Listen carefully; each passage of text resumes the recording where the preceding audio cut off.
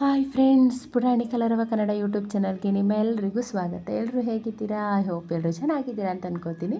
ಇವತ್ತಿನ ವಿಡಿಯೋದಲ್ಲಿ ಒಂದು ಟೇಸ್ಟಿ ರೆಸಿಪಿನ ಮತ್ತು ಹೆಲ್ದಿ ರೆಸಿಪಿನ ನಿಮ್ಮ ಜೊತೆ ಶೇರ್ ಮಾಡ್ತಾ ಇದ್ದೀನಿ. ಏನಪ್ಪ ಅದು ಅಂದರೆ ಫಿಶ್ ಫ್ರೈನ ಶೇರ್ ಮಾಡ್ತಾ ಇದ್ದೀನಿ.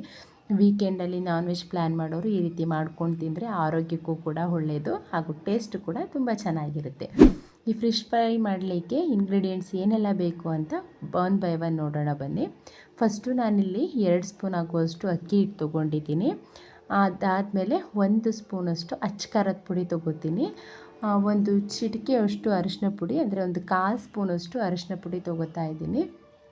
ಇದಾದಮೇಲೆ ಶುಂಠಿ ಬೆಳ್ಳುಳ್ಳಿ ಪೇಸ್ಟು 1 ಸ್ಪೂನು. ನೀವು ಫಿಶ್ ಕ್ವಾಂಟಿಟಿ ನೋಡ್ಕೊಂಡು ತೊಗೋಬೇಕಾಗುತ್ತೆ. 1 ಸ್ಪೂನಷ್ಟು ಅಡುಗೆ ಎಣ್ಣೆ. ಅದಾದಮೇಲೆ 2-3 ಸ್ಪೂನು ಕಾರ್ನ್ಫ್ಲೋರ್ ಯೂಸ್ ಮಾಡ್ತಾಯಿದ್ದೀನಿ. ಸ್ವಲ್ಪ 2-3 ಸ್ಪೂನಷ್ಟು ಹುಣಸೆ ಹುಳಿ ಬಿಡ್ತಾಯಿದ್ದೀನಿ. ರುಚಿಗೆ ತಕ್ಕಷ್ಟು ಉಪ್ಪು. ನೀವು ಹುಣಸೆ ಹುಳಿ ಬಿಡಲಿಲ್ಲ ಅಂದರೆ ಲೆಮನ್ ಜ್ಯೂಸ್ ಬಿಟ್ಟರೂ ನಡೆಯುತ್ತೆ. ಸ್ವಲ್ಪ ಹುಳಿ ಇರಲೇಬೇಕು. ಸೊ ಹಾಗಾಗಿ ನಾನಿಲ್ಲಿ ಹುಣಸೆ ಹಣ್ಣು ಯೂಸ್ ಮಾಡಿದ್ದೀನಿ. ನೀವು ಲೆಮನ್ ಜ್ಯೂಸ್ ಕೂಡ ಯೂಸ್ ಮಾಡಬಹುದು. ಈ ರೀತಿ ಪೇಸ್ಟ್ ರೀತಿ ಕಂಪ್ಲೀಟಾಗಿ ಎಲ್ಲ ಮಸಾಲೆನೂ ಮಿಕ್ಸ್ ಮಾಡ್ಕೋಬೇಕು.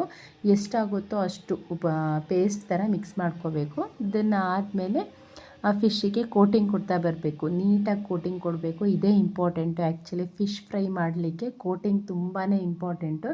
ನಾವಿಷ್ಟು ನೀಟಾಗಿ ಕೋಟಿಂಗ್ನ ಫಿಶ್ಶಿಗೆ ಕೊಟ್ಟಿರ್ತೇವೋ ಅಷ್ಟು ನೀಟಾಗಿ ಟೇಸ್ಟ್ ಬರುತ್ತೆ.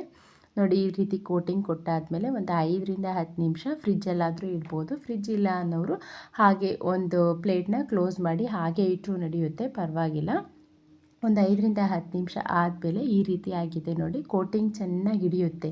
ಆ ರೀತಿ ಆಗೋದ್ರಿಂದ ಒಂದು ಪ್ಯಾನ್ಗೆ 2-3 ಸ್ಪೂನು ಆಯಿಲ್ ತೊಗೊಂಡು ಹಿಂದೆ ಮುಂದೆ ಹಾಕ್ಕೊಂಡು ಬೇಯಿಸ್ಕೊಂಡ್ರೆ ಇದು ರೆಡಿ ಆಯಿತು. ಆ್ಯಕ್ಚುಲಿ ಇದನ್ನು ಇದೇ ರೀತಿಯೇ ಬೇಯಿಸಬೇಕು. ಹಿಂದೆ ಮತ್ತು ಮುಂದೆ ಟರ್ನ್ ಮಾಡ್ತಾ ಮಾಡ್ತಾ ಒಂದು ಮೀಡಿಯಮ್ ಫ್ಲೇಮಲ್ಲಿ ಕುಕ್ ಮಾಡಬೇಕಾಗುತ್ತೆ, ಅಂದರೆ ಬಾಯ್ಲ್ ಮಾಡಬೇಕಾಗುತ್ತೆ.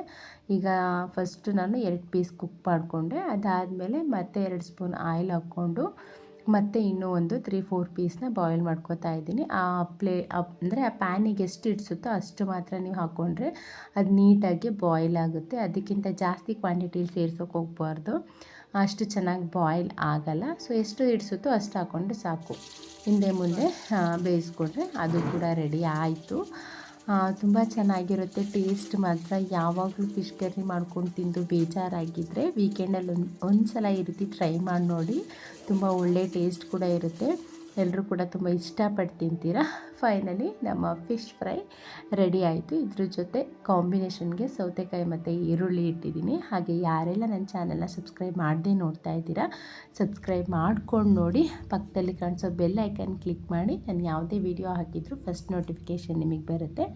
Thank you friends, thank you all.